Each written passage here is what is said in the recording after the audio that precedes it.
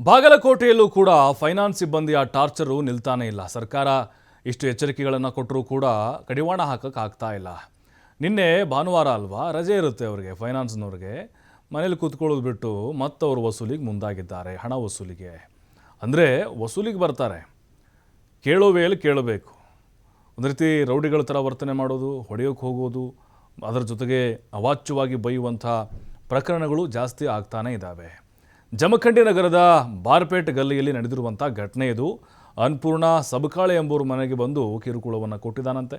ಕಂತಿನ ಹಣ ಕಟ್ಟುವಂತೆ micro finance ಸಿಬ್ಬಂದಿ ಪಟ್ಟು ಹಿಡಿದ್ರು. ವಿಡಿಯೋ ಮಾಡ್ತಾ ಇದ್ದಂತೆ ಸುಮ್ಮನಾದ ಮೈಕ್ರೋ ಫೈನಾನ್ಸ್ ಸಿಬ್ಬಂದಿ. ನೋಡಿ, ಬಾಗಲಕೋಟೆ ಜಮಖಂಡಿಯಲ್ಲಿ ಕೂಡ ಆಗಿದೆ. ಅನ್ನಪೂರ್ಣ ಅನ್ನುವಂಥ ಮಹಿಳೆ ಸಾಲ ತೆಗೆದುಕೊಂಡಿದ್ರು.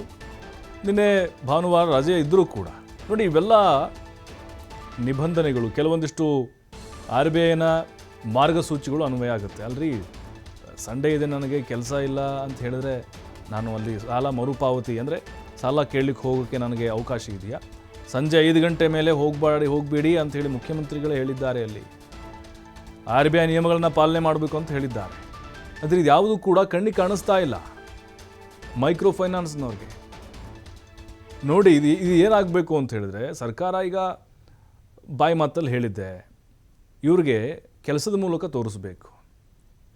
ಕ್ರಮ ಆಗಲೇಬೇಕಿಲ್ಲಿ, ಒದ್ದೊಳಗೆ ಹಾಕಲೇಬೇಕು. ಅಂಥವ್ರನ್ನ ಯಾರ್ಯಾರಲ್ಲಿ ಟಾರ್ಚರ್ ಮಾಡ್ತಾ ಇದ್ದಾರೋ, ಸಾವಿಗೆ ಕಾರಣ ಆಗ್ತಾ ಇದ್ದಾರೋ ಅಂಥವ್ರನ್ನ. ಇಲ್ಲದೇ ಇದ್ದರೆ ಖಂಡಿತ ಇವ್ರಿಗೆ ಬುದ್ಧಿ ಬರೋದಿಲ್ಲ. ಅದು ಅವ್ರ ಕೆಲಸನೇ ಅದು.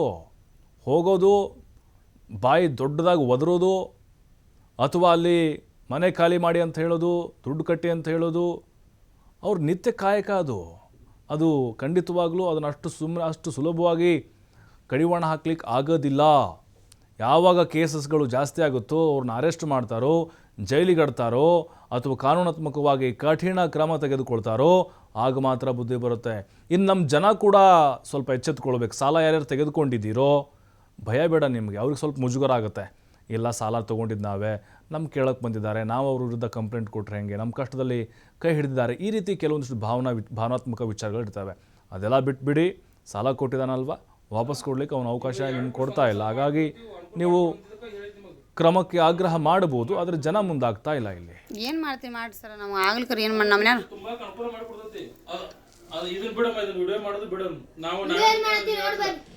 ಹಲೋ ನಿಮಗೆ 2 ಕುರ್ಸಿ ಒಂದೇ ಸಲ ಮಾಡಿಕೊಡ್ತೀವಿ, ಅನುಕೂಲ ಮಾಡಿಕೊಡು ಅಂತಿದ್ದಕ್ಕೆ ಹೇಳಿದ್ ನಿಮಗೆ 1,000 ರೂಪಾಯಿ ತುಂಬ ಮಾಡಿಕೊಡ್ತೀವಿ ನಾವು ನಿಮಗೆ. ಏನು ಮಾಡ್ತೀವಿ ಮಾಡಿ ಸರ್, ನಾವು ಆಗ್ಲಿಕ್ಕರ ಏನು ಮಾಡಿ ನಮ್ಮ ತುಂಬಾ ಅನುಕೂಲ ಮಾಡಿಕೊಡ್ತೈತಿ. ಅದು ಇದನ್ನ ಬಿಡಮ್ಮ, ಇದನ್ನ ವಿಡಿಯೋ ಮಾಡೋದು ಬಿಡೋಣ ನಾವು. ಹಲೋ ವಿಡಿಯೋ ಮಾಡೋದು ಅದನ್ನ ಬಿಡೋದನ್ನ. ನಿಮಗೆ 2 ಕುರ್ಸಿ ಒಂದೇ ಸಲ ಮಾಡಿಕೊಡ್ತೀವಿ, ಅನುಕೂಲ ಮಾಡಿಕೊಡು ಅಂತಿದ್ದಕ್ಕೆ ಹೇಳಿದ್ ನಿಮಗೆ 1,000 ರೂಪಾಯಿ ತುಂಬ ಮಾಡಿಕೊಡ್ತೀವಿ ನಾವು ನಿಮಗೆ. ಏನು ಮಾಡ್ತೀವಿ ಮಾಡಿ ಸರ್, ನಾವು ಆಗ್ಲಿಕ್ಕರ ಏನು ಮಾಡಿ ನಮ್ಮ ತುಂಬಾ ಅನುಕೂಲ ಮಾಡಿಕೊಡ್ತೈತಿ. ಅದು ಇದನ್ನ ಬಿಡಮ್ಮ, ಇದನ್ನ ವಿಡಿಯೋ ಮಾಡೋದು ಬಿಡೋಣ ನಾವು. ಹಲೋ ವಿಡಿಯೋ ಮಾಡೋದು ಅದನ್ನ ಬಿಡೋದನ್ನ. ನಿಮಗೆ 2 ಕುರ್ಸಿ ಒಂದೇ ಸಲ ಮಾಡಿಕೊಡ್ತೀವಿ, ಅನುಕೂಲ ಮಾಡಿಕೊಡು ಅಂತಿದ್ದಕ್ಕೆ ಹೇಳಿದ್ ನಿಮಗೆ 1,000 ರೂಪಾಯಿ ತುಂಬ ಮಾಡಿಕೊಡ್ತೀವಿ ನಾವು ನಿಮಗೆ.